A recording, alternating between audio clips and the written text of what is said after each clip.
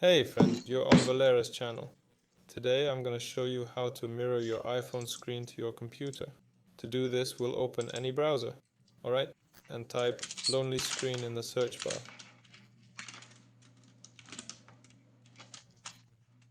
Here we go. Then let's head over to the official website. Click on download and then download for Windows. Next, open the installer. It's virus free, by the way.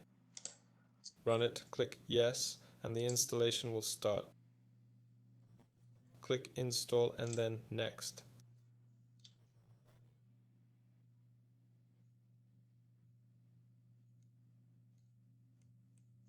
Click allow. So Lonely Screen is now open. Next, let's go to the iPhone. First, connect to the same Wi-Fi network.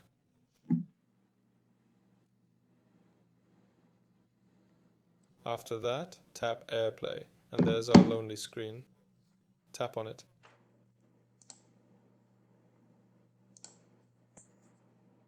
And there's my iPhone. That's it. Valera was here with you. Goodbye, everyone.